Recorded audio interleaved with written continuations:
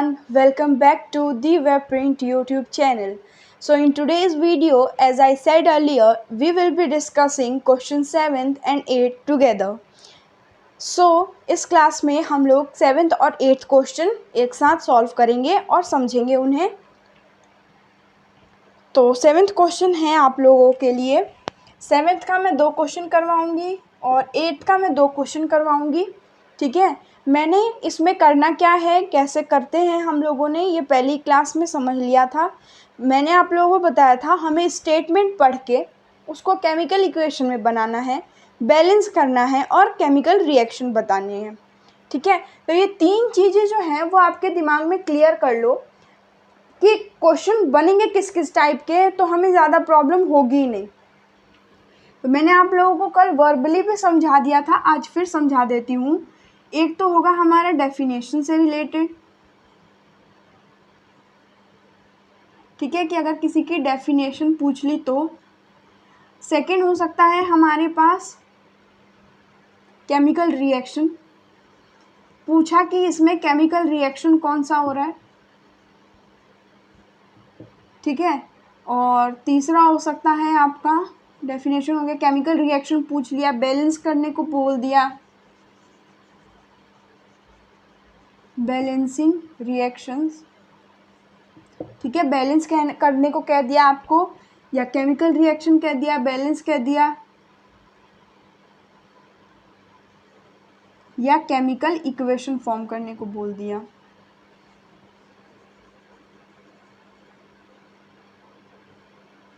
Last but not the least oxidation and reduction का आ जाएगा। ठीक है, ऑक्सीडेशन और रिडक्शन के क्वेश्चन आ सकते हैं जिसमें आपसे ऑक्सीडेशन स्टेट पूछ लेंगे, oxidising agent, reduced substance and reducing agent. तो ये आपके पास क्वेश्चन फॉर्म हो सकते हैं इन 5 टाइप्स के। अंडरस्टूड।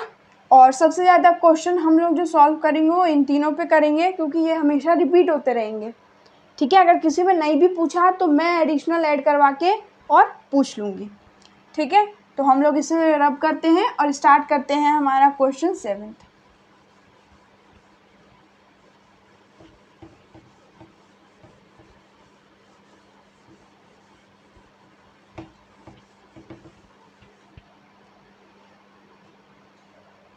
इनमें कौन सा क्वेश्चन करें, हम करते हैं बी एंड सी। ठीक है, A and D R for your homework, A and D. और मैंने हमेशा बताया आप लोगों को, मुझे पता है नेट पे भी अवेलेबल होते हैं आपके सॉल्यूशंस, और यहाँ तक कि मेरी वीडियोस हैं या यूट्यूब पे भी बहुत सारी वीडियोस हैं, तो आपको सॉल्यूशन जो हैं वो अवेलेबल होते हैं। वो बता देंगे कि इसमें ये जुड़ा तो ये बन गया, ये जुड़ा तो ये बन गया, और मैं भी यही बता रही हूँ। But what I am giving you is a way of thinking कि हमें सोचना कैसे है उस क्वेश्चन को करने का। ठीक है, हर एक का पढ़ाने का तरीका अलग होता है, हर एक बच्चे का समझने का तरीका अलग होता है। ठीक है, बट कई तरीके होते हैं जो सबके लिए क्या होते हैं, कॉमन होते हैं। ठीक है, हमें उन पे ध्यान देना है और उनसे चीज़ों को समझने की कोशिश करनी है। अंडरस्टूड। तो ए और डी आपको होमवर्क करना है, और ये जो 7th है उसका हम लोग जो फर्दर पार्ट है वो सॉल्व करते हैं। बी पार्ट है हमारे पास जिंक सिल्वर नाइट्रेट। हमें इसमें क्या करना है, बैलेंस केमिकल इक्वेशन। तो मैंने बताया था आप लोगों को, तो इसमें हमें केमिकल इक्वेशन जो है वो बैलेंस करनी है। इसमें मैं तीनों चीज़ें करवाऊंगी। ठीक है, इक्वेशन तो बनी हुई है। ठीक है, इससे हम लोग केमिकल फॉर्मूला में इक्वेशन बनाएंगे और रिएक्शन भी पता करेंगे कि कौन सी तरह की रिएक्शन है।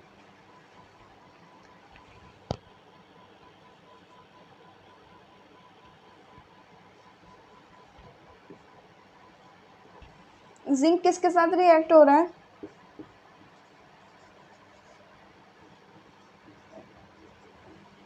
और दे क्या रहा है हमें,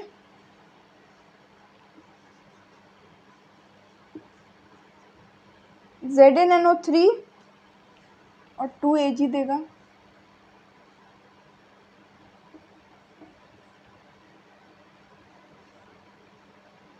इसको मैं हटा देती हूँ। आप लोगों को ये होमवर्क में करना है, याद रखेंगे आप। पहले बच्चे होते थे ना तो साइड में बोर्ड पे, मतलब मेरी क्लास में मैंने देखा है, साइड में बोर्ड पे ऐसे मेंशन होता था, ठीक है, यहाँ पे SW डाल देते थे और जो भी टीचर का होमवर्क होता था वो यहाँ पे मेंशन होता था और लास्ट पीरियड में हम लोग लिख के जाते थे, ठीक है। सो थोड़ा मेथड चेंज हुआ है, हम लोग बोर्ड मतलब ऑफलाइन क्लासेस से ऑनलाइन क्लासेस पे आए हैं।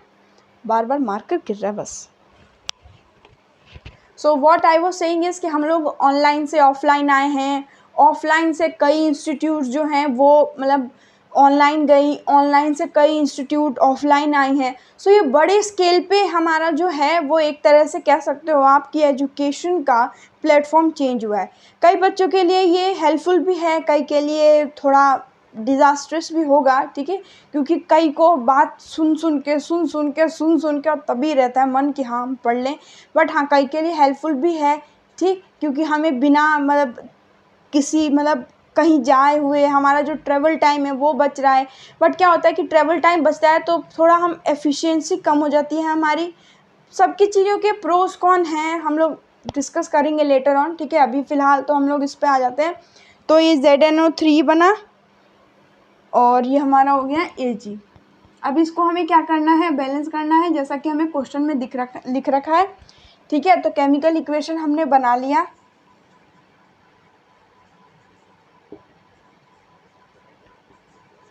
बैलेंस करेंगे और रिएक्शन का नाम लिखेंगे।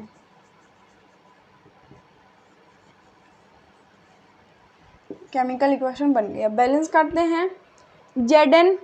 Zn NO3 यहाँ पे 2 है तो हम इसको 2 कर देंगे और यहाँ पे आप देख सकते हो ये Ag2 हो गया और यहाँ पे एक ही है तो हमने Ag को 2 कर दिया। इसी के साथ हमारी इक्वेशन जो है वो क्या हो गई, वो बैलेंस हो गई। रिएक्शन टाइप, अब ये किस तरह का रिएक्शन है, तो इसमें से आपको दिख रहा है क्या हुआ है, ये इसके साथ जुड़ गया और ये अलग निकल गया, यही हुआ है ना इसमें। तो दो चीज़ें जब जुड़ती हैं तो एक हट जाता है, उसके हम क्या कौन सा रिएक्शन कहते हैं, ये हो जाता है हमारे पास डिस्प्लेसमेंट रिएक्शन।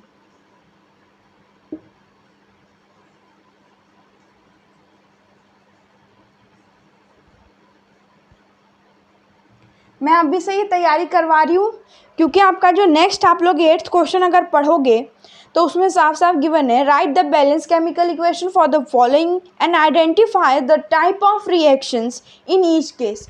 तो टाइप ऑफ रिएक्शन आप लोगों को फाइंड आउट करना पड़ेगा हर एक केस का।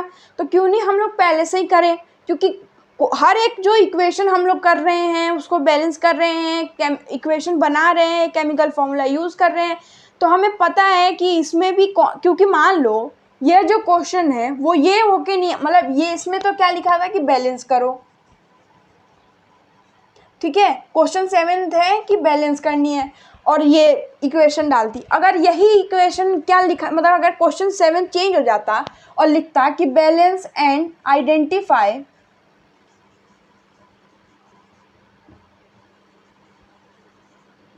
टाइप ऑफ रिएक्शन, ठीक है, TION मैं थोड़ा शॉर्ट में लिख दे रही हूँ तो ये मत कहना ना टी के बाद में हमने लिखा ही नहीं।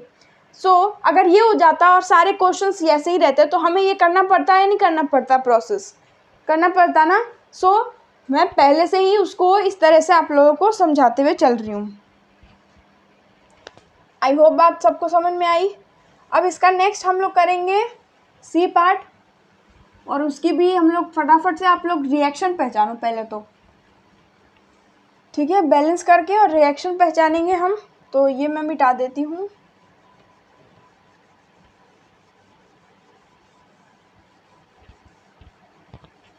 अब तो आई होप कि जो भी वीडियोस देख रहा है या जो भी मेरे चैनल से पढ़ रहा है उसको प्रॉब्लम नहीं होगी बैलेंस करने में, टाइप ऑफ रिएक्शन पहचानने में, ठीक है, क्योंकि हम ऑलरेडी बहुत सारे क्वेश्चंस कर चुके हैं और लाइन बाय लाइन हमने किया है, तो इससे हमें सारी चीज़ें जो है वो क्रिस्टल क्लियर है, ठीक है।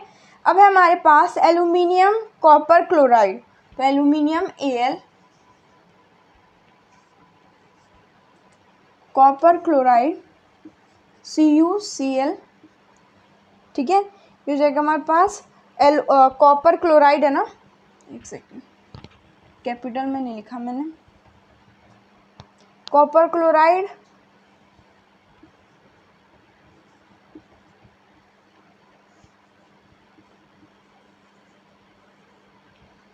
हमारे पास क्या फॉर्म होगा, एल्यूमिनियम क्लोराइड, और हमारे पास फॉर्म होगा कॉपर।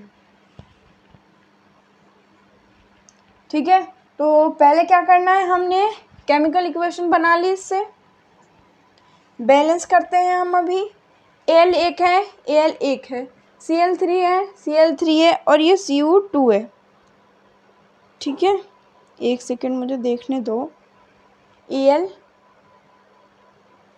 क्योंकि कई बार होता है कि गलत हो जाता है, Al CuCl2, देखा, यही तो, यहाँ 2 है, मैं हमेशा ये मिस्टेक कर देती हूँ।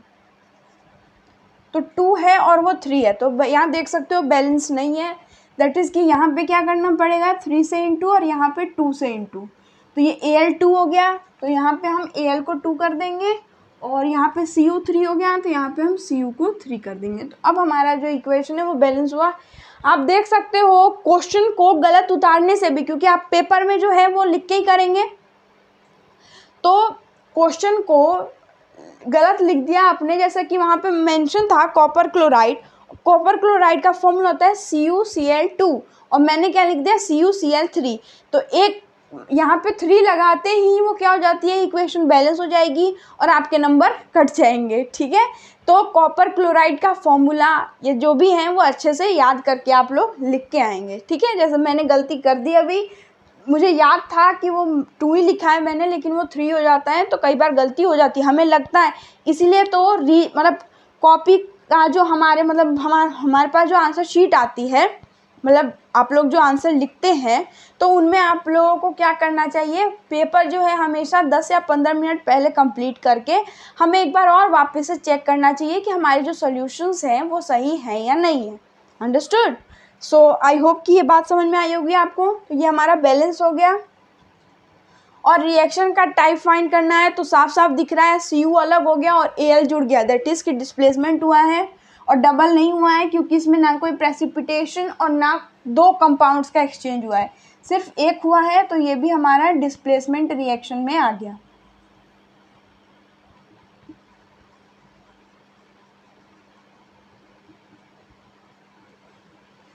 ठीक है, आई होप कि ये दोनों क्वेश्चन आप लोगों को क्लियर है।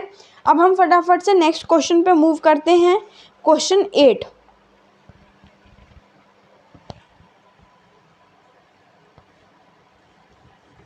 क्वेश्चन 8 में हमें सिंबॉलिक साइन भी दिया हुआ है। ठीक है, जैसे GSL एक्वस, तो इन सब से भी हमें हेल्प होती है कि रिएक्शन का टाइप पता करने में कि रिएक्शन किस टाइप का है। अंडरस्टूड?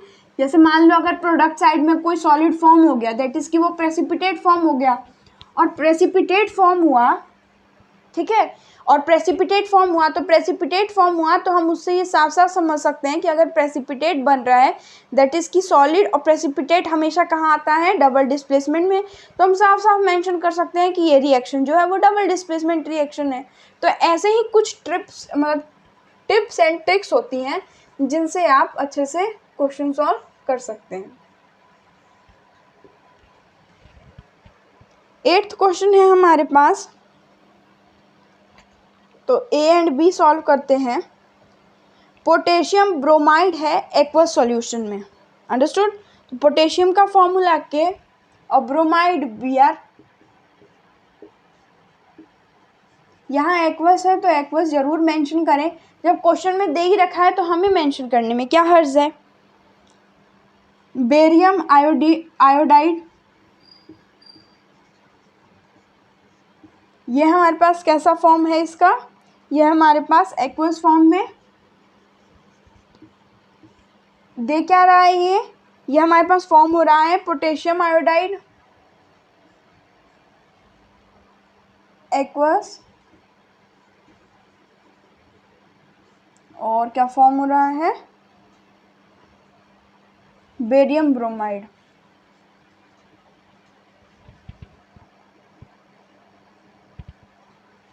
ठीक है।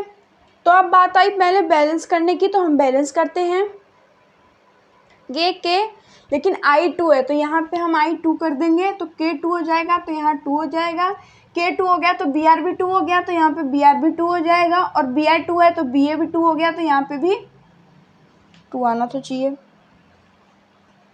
वापस से देखते हैं, KBr Ba I2, ठीक है, 2Ki एंड Ba Br, अच्छा हाँ, प्रोडक्ट में है हमारे पास बेरियम ब्रोमाइड, ठीक है। तो बेरियम ब्रोमाइड है तो ब्रोमाइड ऑलरेडी 2 है, तो यहाँ पे 2 से वो बैलेंस हो जाएगा, वरना फिर यहाँ पे भी अगर 2 है तो फिर ये 2 हो जाता तो थोड़ा कॉम्प्लिकेटेड हो जाता, ठीक है। तो यहाँ पे बेरियम ब्रोमाइड का फॉर्मूला है BaBr2, ये हमारी बैलेंस हो गई इक्वेशन। अब बात आती है कि ये टाइप ऑफ रिएक्शन कौन सा है, ठीक है। तो ये हमारा है डबल डिस्प्लेसमेंट, पता चल गया सबको कैसे, यहाँ पे सॉलिड फॉर्म हो रहा है, और सॉलिड फॉर्म हो रहा है दैट इज की प्रेसिपिटेट है, और प्रेसिपिटेट फॉर्म हो रहा है तो ये रिएक्शन कौन सी होगी, प्रेसिपिटेट रिएक्शन और डबल डिस्प्लेसमेंट रिएक्शन।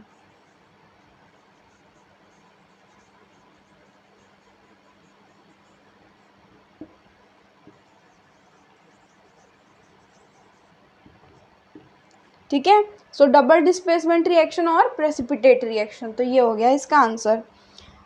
अब last but not the least हम करते हैं हमारा क्वेश्चन सी, थर्ड वन।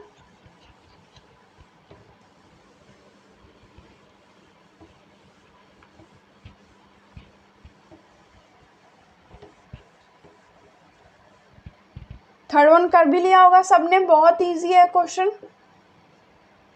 क्या है हमारे पास, हाइड्रोजन क्लोरीन हाइड्रोजन क्लोराइड,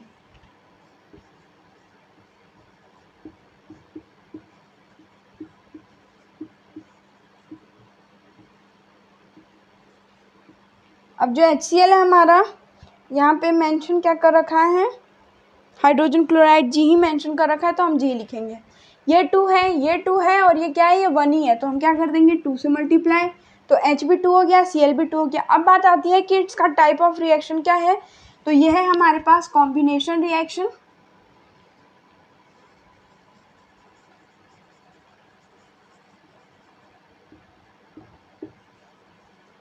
क्योंकि दो चीज़ों को मिला के क्या बना है, एक सब्सटेंस बना है, दो सब्सटेंस को मिला के एक सब्सटेंस बना है, तो ये हमारी कॉम्बिनेशन रिएक्शन की डेफिनेशन होती है, ठीक है। सो आई होप कि आपको 7th और 8th क्वेश्चन अच्छे से समझ में आया होगा, किन किन टाइप्स के आपके क्वेश्चन फॉर्म हो सकते हैं वो आपने मेंशन कर लिया होगा, ठीक है। सो इस वीडियो के लिए बस इतना ही। Thank you so much for today's video. मिलते हैं नेक्स्ट क्लास में हमारे नेक्स्ट क्वेश्चन के साथ। Thank you so much.